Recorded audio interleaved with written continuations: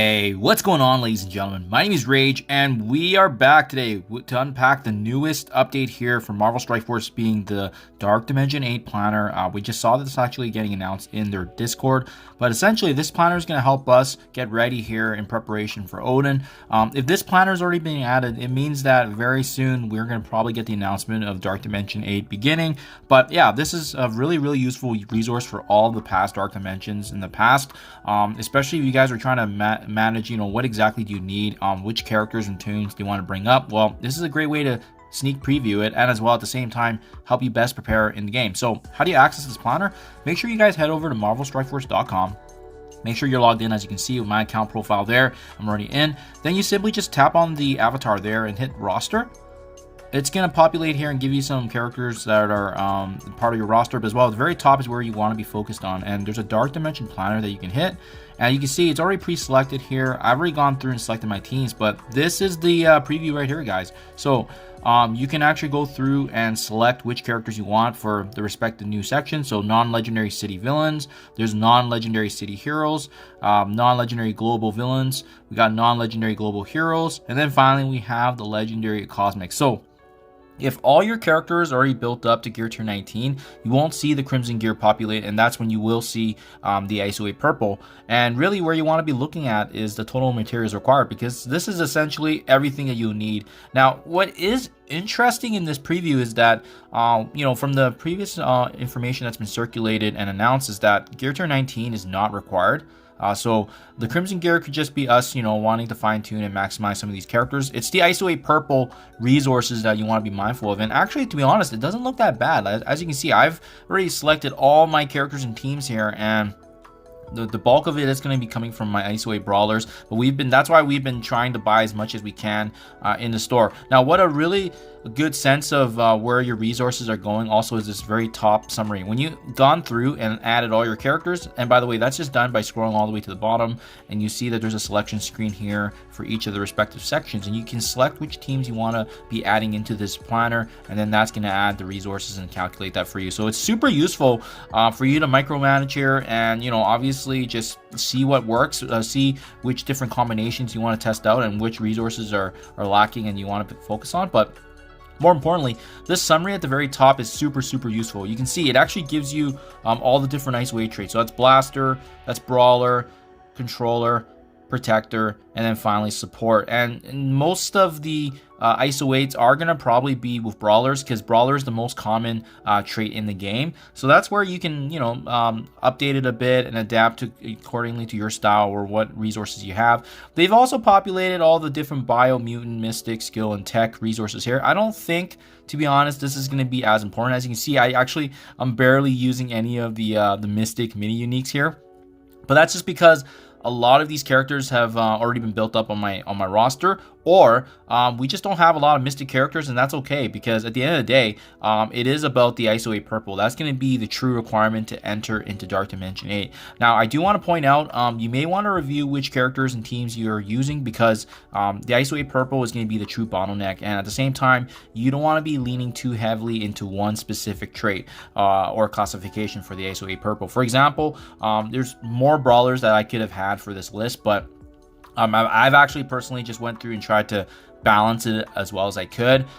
It's unfortunate that it does include the crimson gear, because I was hoping it would just be a pure ISO-8 purple tracker, but it makes sense. I think if it later becomes a pseudo upgrade or a pseudo requirement, so to speak, because this is technically the next Dark Dimension, you probably will need most of these characters at gear tier 19. So it's supposed to follow Mephisto Dark Dimension 7, right? So just something to be mindful of there.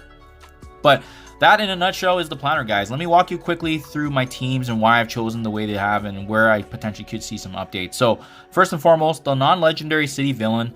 The majority of these characters are going to be the Superior 6 team. I think they're just one of the most well-rounded teams in the game. You're going to get a lot of value. I've decided to add in Red Goblin just because he is technically one of the cheaper members of the Hive Mind. Venom and Carnage are pretty pricey. Heck, you can even do a full Sinister 6, Superior 6 if you really want for this section, but Completely up to you. And what's going to be important to focus on here is mainly protectors and brawlers in the beginning. So those are the two traits that you want to focus in on, so that way you can start participating in the city sections. I actually have more than enough resources already for the ISO-8 purple. It's more so getting these characters up and getting them ready to go. And then Spire Slayer being a blaster is nice because rounding out the other traits. Next up, we have the non-legendary city hero section, and I think Spider Society will likely, take precedence over this in priority. But I brought in some of these characters already for Dark Dimension 7, so I'm just trying to lean in and leverage on some value. So characters like, Robbie, we got Spider-Man Noir, both being blasters. So again, at the second part of the city section, you're going to be wanting to focus more on the blaster side if you're bringing in Robbie. I'm a big fan of Big Time Spider-Man. You can see there he's actually a controller, so that's nice because we don't actually have a lot of controllers for the classification here. And then we have Peter B being support, and then once again another protector in Penny Parker. Depending on how your resources look, you may want to take one or two out, but at least the good news is 3 out of the 5 members here are part of Spire Society, one of the best teams in the game. And then we rounded out with some supporting casts, including Robbie and Big Time. As for the global villain section, I think this is going to be a fun one because we once again now get the mythic additional characters. So Apocalypse is allowed. He's actually a support character, so be mindful of that. We also have the full Cabal team, which I think just still has one of the best values in all game modes as well. And most folks are bringing them in if they haven't already for the Extreme X-Men team in Dark Dimension 7. So that's a nice little hybrid mixture, right? We have Namor being a brawler, we have Iron Patriot being a blaster, and we also have the leader being a support. But remember, he's going to be sharing some support ISO-8s with Apocalypse, so something to be mindful of there. I think Ares can be a potential good one because he's also a global villain, but I think Lady Deathstrike definitely takes the cake because of the new Orcus Tech team. And remember, I think all the Orcus Tech members are actually global characters, so you could actually use them for this as well if you want to just double dip on value. But I think Cabal is going to be really good synergy. I think Orcus Tech will be really good, but don't forget Apocalypse is going to be a huge addition if you're able to add him into this list as well. Then we do have non-legendary global characters here. So I think Black Knight's an essential. I mean, he's still such a powerful character, even though he's been pushed out of the arena meta. You could do the full Extreme X-Men team. There's a couple more blasters there, but you can see Black Knight being protector, well rounds out the traits that we have. We have Hank Pym here, actually. He's going to be an option for me. I'm putting him as a maybe right now because I do like the fact that he's support. Nightcrawler is a must-have just with the speed increase. And having Forge and Sunspot, these 3 are the best members out of the 5-piece for the Extreme. So I really like the synergy here if you bring them in as a 3-piece, and especially their mixture here of all the different traits, right? We have Protector, we have Support, Brawler, as well as Blaster. Really the only one we're missing is Controller, and I think Controller is probably the one that you should lean less on just because there's not that many controllers. As you can see, it's been mainly the Brawler and Protector story.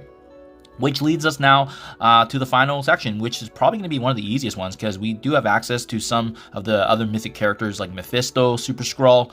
I don't have Mephisto unlocked, obviously, so that's why this is the best I have right now. But it's amazing. We can build, once again, on the value of Annihilators, being Thanos Endgame. We got Gore, we got Gladiator. Although they do share some of the common origin traits, the nice thing about them is each of them have a different ISO-8 purple trait. So that's Protector, Controller, once again, Brawler, and then Super Skrull being Brawler, and as well as Logan being a Controller. So the last section is really where we have 2 out of the 5 characters being utilized as Controller.